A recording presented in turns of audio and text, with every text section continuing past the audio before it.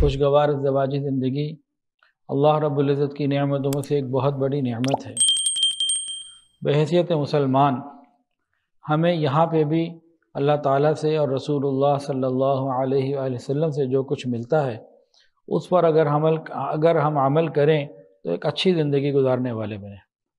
اللہ فرماتے ہیں ہن لباس لکم وانتم لباس لہن۔ دونوں کو ایک دوسرے کے بارے میں فرمایا کہ تم دونوں ایک دوسرے کے لباس ہو، وہ تمہارا لباس ہیں اور تم ان کا لباس ہو۔ دونوں ایک دوسرے کے لیے زینت کا ذریعہ بنے، دونوں ایک دوسرے کی عیب پوشی کا چھپانے کا ذریعہ بنے، دونوں ایک دوسرے کی خوبیوں کو دکھانے کا ذریعہ بنے، دونوں ایک دوسرے کو گرم سرد ماحول سے بچانے کا ذریعہ بنے۔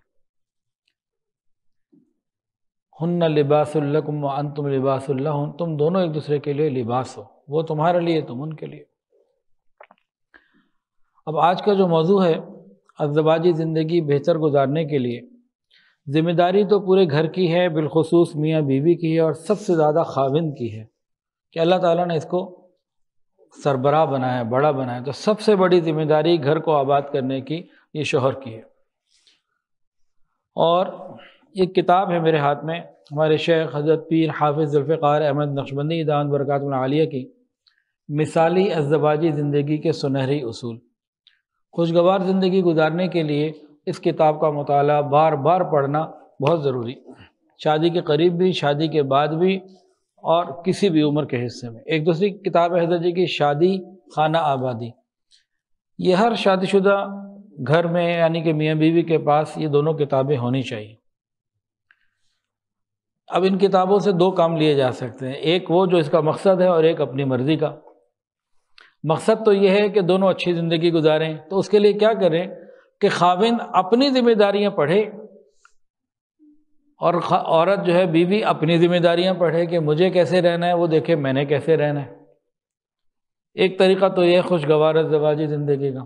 ایک دوسرا طریقہ بھی ہے اس کتاب سے من مرضی کا فائدہ اٹھانے کا۔ خاوند وہ پڑھے جو بیوی کو کہا گیا، اور بیوی وہ پڑھے جو خاوند کو کہا گیا، تو یہ غلط طریقہ ہے۔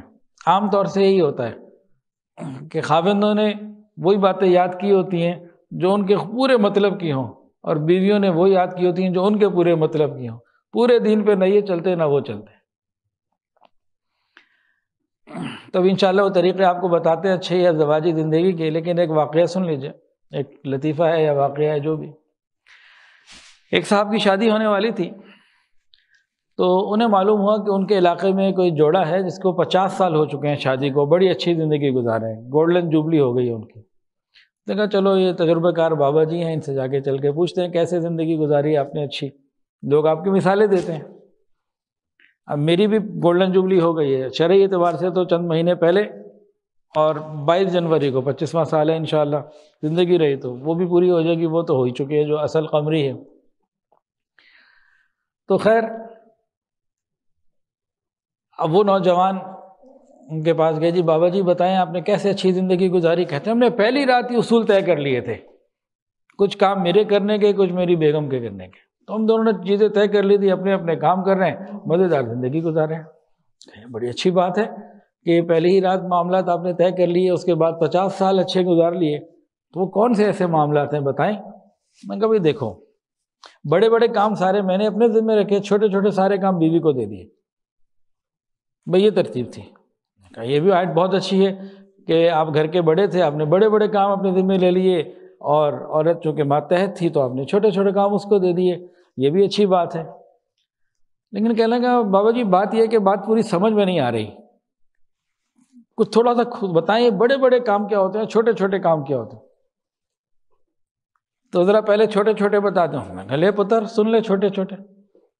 کہ بھئی مہینے کے بعد ساری تنخواہ لا کے بیوی کے ہاتھ میں دے دیتا ہوں، اب کیا کھانا ہے، کیا پکانا ہے، کیا نہیں پکانا اس کی مرضی، گھر میں کس نے آنا ہے کس نے نہیں آنا اس کی مرضی، ہم نے کس گھر میں جانا ہے، کس سے ملنے جانا ہے اس کی مرضی، اور زندگی کے جتنے جس طرح کے معاملات ہیں نا، کیا پہننا ہے، کیا اوڑھنا ہے، کیسے رہنا ہے، وہ سارا کام اس کا، یہ سارے چھوٹے چھوٹے کام سارے اس کے۔ اچھا جی بڑے بڑے کام بابا جی آپ نے اپنے ذمہ کون سے لیے ہوئے؟ کہا بھائی چائنا اور امریکہ کی جنگ کب ہوگی، چاند پہ تو بندہ پہنچ گیا، مریخ پہ کب پہنچے گا، ڈالر اب 300 کا ہو گیا، نیچے کب آئے گا، اوپر کب جائے گا، اور اگلی حکومت کس کی ہوگی، مریخ پہ وہ پانی تلاش کر رہے، پتہ نہیں ان کو ملا کہ نہیں ملا۔